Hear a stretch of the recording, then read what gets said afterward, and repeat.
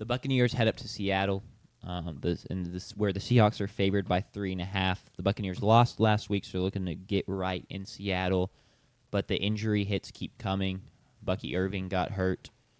I believe he's already confirmed out for this week. Yeah. Is basically doubtful. Yeah. He's not going to play. He's been in a boot and in crutches this week. That's what I thought, but I'd seen no confirmed report that he was out. So no Bucky Irving, and they go up to Seattle, a team that's been playing well. Thoughts on this game, guys? My favorite little tidbit that I found while prepping for this game, and it's up there so y'all can both see it. I can't ask you, unfortunately. Points per game and opponent points per game. The Tampa Bay Buccaneers score 24.3, and they allow 24.3. They are averaging a tie through 4 weeks, which that's just kind of what happens when you win 3 close games or 2 close games, right? Was it 3? 2 game-winning drives. And 3 game-winning drives. 3 game-winning drives, and then you lose. So you win those games by a combined 4, 5, 6 points, something like that. 6 points, and then lose to the Eagles by 6 points. But that was a really funny tidbit that I found there.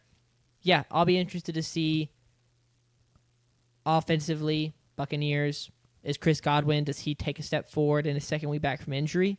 The offense last week wasn't a huge problem. I mean, they put up 20-something points. They just found themselves in the situation that they'd been in through the first 3 weeks. Baker Mayfield has the ball in his hands to go try and win the game, and he can't get it done. I don't know the stats, but I feel like a quarterback who converts 75% of his game-winning drives in 2 minutes or less, I feel that's pretty good. Yeah. I don't know I would take where the those. greats lie. I don't know if Tom Brady's in the 90% or something like that, but 75%, I would take that from my quarterback, I think. So it just didn't happen that week. Now you have to turn It's around. not like he got all the way down the field and then threw a pick, too. So he basically had completed it. Yeah. You just couldn't finish it. Yeah. So super close, an unfortunate loss, but now you turn around, you go to Seattle, who, like Jack said, has been playing really well. Jackson Smith and Jigba has been playing well. I've seen, who was it? Someone was trying to trade for him. They were saying, the Giants fans want to trade for JSN, and they were offering a 3rd-round pick and Thibodeau. And I was like, I don't think Seahawks fans would want that. I think the Seahawks love Jackson Smith and Jigba. So he's been playing well in his kind of second year as a breakout year after breaking out last year. But the Tampa Bay defense, I still do like a lot. Vita Vea getting to Darnold after the impact he had last week could be a big part. But, yeah, I'm excited for this matchup. And then Baker, just continue to let Baker cook. And if you find yourself in a 2-minute drive situation again, I think you got to feel pretty confident with Baker back there. Yeah, it's like a dichotomy of let Baker cook if you're the Bucks, and then for the Seahawks, it's like when you get after Baker and he starts scrambling around and tries to cook, that's when you got to take advantage of a couple errant throws he's going to have a game where he's just trying to make something happen that's not really there, or when he tries to scramble, don't let him break contain, drag him down, stuff like that, because otherwise he really will kill you. And he's put the ball in harm's way this season, has gotten away with some stuff, which if you're a Buccaneers fan, you're totally fine with, because the upside of all that stuff has been enormous, and that's the reason you've won a couple of these games. But if you're the Seahawks, just capitalize on those interception opportunities, on when he's trying to run, get a clean hit on him, stuff like that. Just make him pay. And then for the Buccaneers defense, it's a stop the run thing, in my opinion. The Seahawks have really feasted on play action. So if you can kind of slow up the run and you don't have to have the safeties creep up to help, you're just in a lot better shape to cover the play action to JSN or to Torrey Horton, Cooper Kupp, stuff like that. So that's kind of really what I'm looking at for this game. Yeah, the Bucks have held 12 straight opponents to under 100 rushing yards. Wow. And that is 100% what Seattle's going to try to do with K9 and Zach Charbonnet, is run the ball to set up the play-action pass with Sam Darnold. And they love running 12 personnel. They'll run 13 personnel a ton. They won't run it as much as the Jets have, where they'll bring out an extra offensive tackle. But they love putting A.J. Barner and Elijah Arroyo on the field and using them as vertical threats, but as well as just 6'5" blocking threats for K9 and Zach Charbonnet. I think that kind of tells the story of the game. If Seattle is able to run the ball well against Tampa Bay and against Vita Vea and Levante David, then Sam Darnold's going to, I think, get what he wants through the air, and I think they'll be able to control the game that way, I should say. And then I think other key to the game is which Ohio State boy plays better, and Emeka Ibuka and JSN. Sure. JSN was kind of quiet in the first half last week, but cooked in the second half. Yeah. And Ibuka has been outstanding all year long. In fact, they are tied for the NFL lead with 5 receptions of 25 yards or more this year. So they've been terrific down the field. Ibuka had the game winner week 1 against Atlanta. I really think they're a huge part of this game. How do they play? Injuries play a factor as well. Obviously, Mike Evans won't play. Bucky Irving is more than likely not going to play. So do we get a Sean Tucker legacy game to go along with Rashad White? I would love that.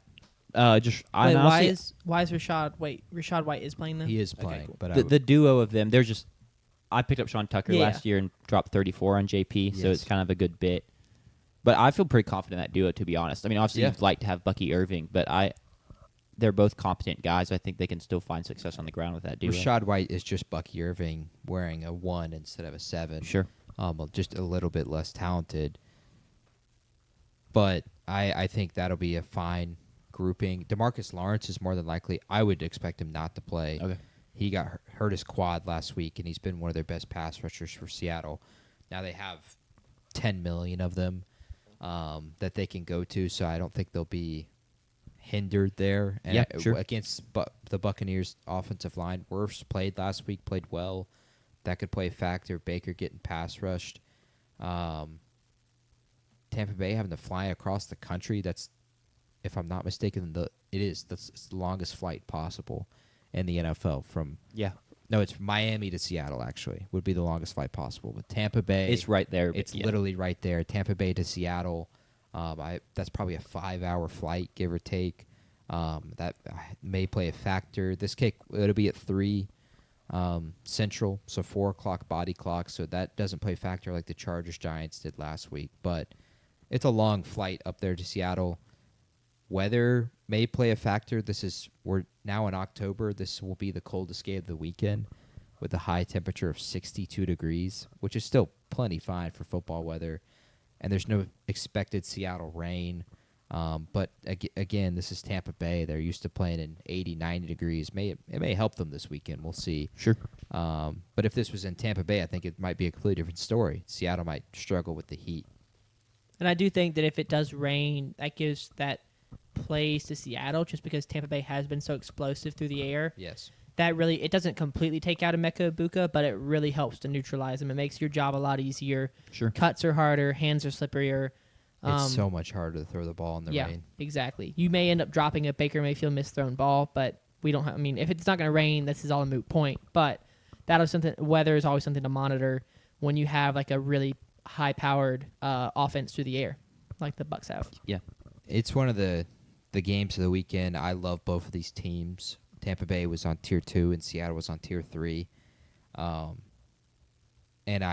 you got to love Sam Darnold, Baker Mayfield. It's a beautiful story.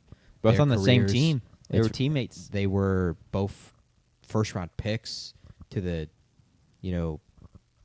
poverty franchises in Cleveland and New York. Baker found success, and then they just got rid of him for no reason. And he ends up in Carolina. Sam Darnold saw ghost in New York. He ends up in Carolina. They both kind of sit as backups in L.A., San Francisco. It's just they'll tell that story a ton, I'm sure, on the broadcast this weekend. But Opening graphic before the game kicks off. Absolutely. It'll be a picture of them in Carolina or something like that. Baker was asked about it earlier this week, and the reporter described it as the good old days. And Baker was like really surprised by that description. He said says he didn't really remember those days much at all. Those were probably not the good old days for him. no, He's not in the at all. good old days right now.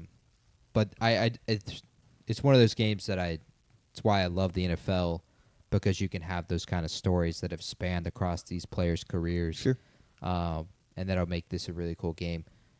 in terms of the game itself, I just like Seattle in this matchup. I think without Baker, not having Mike Evans and not having Bucky Irving will play a factor against what I think is one of the best defenses in the league in Seattle, and they're at home. They got the extra rest as well, playing on Thursday night. I just think everything lines towards Seattle. So I'm going to take Seattle to win. And the spread's 3.5, which normally I would take the team that's getting 3.5 points, but I'm going to take Seattle to cover the 3.5 as well. I think I'm right there with you. I will say Seattle has a propensity for kind of ugly games, wacky games. But I trust their defense to kind of be the team that does capitalize on some Baker mistakes. And while I do think Tampa Bay will be able to slow down Seattle's offense, I think Seattle will get the job done and cover the 3.5. So I agree. Yeah, I was trying to find, because Baker and Sam were drafted in the same year, 2018. I was trying to see, like, head-to-head how they matched up. And AI says they have matched up 3 times with each quarterback winning 1 game. And I was like, what? So I don't know what the head-to-head record is, but it is... Okay, it is 1-1. So I don't know why AI says they've played each other 3 times, but they're 1-1 against each other. And then you also like JSN and Emeka Egbuka. Did you like talk about like they played together at Ohio State, right? They were drafted 2 years apart. JSN, this is his 3rd year in the league, so I'm pretty sure they probably had to. Egbuka was there for 8 million years. Same with so. JSN. So they both, former teammates at Ohio State. There's just a lot of good storylines here and 2 really fun teams that aren't like they're just different. It's like it's fresh. It's you get something fresh in the NFL after like the Eagles have been dominant, the Chiefs have been dominant. So this is really exciting. I'm gonna pick the Bucks to cover. Good. I just want some variety. I agree. I mean, this is now. I mean, it's been bad. Our NFL picks have been the exact same. Or very similar through 4 weeks. So a little variety is good. I'll pick the Bucks to cover. If it's close and Baker Mayfield gets the ball, I feel really good about him going down and getting the win. So we'll see how that goes. Maybe we get a Sam Darnold spook game. That's always a possibility. Sam Darnold did it twice. Too early. Did it twice last season. We got to wait till the turn of the year, or at least December. Yeah. I think it's got to be 2026 before that happens. You think he's already got his 2025 spook games out in the Yeah. the playoffs? I think so. Well, I'll be picking Tampa Bay to cover.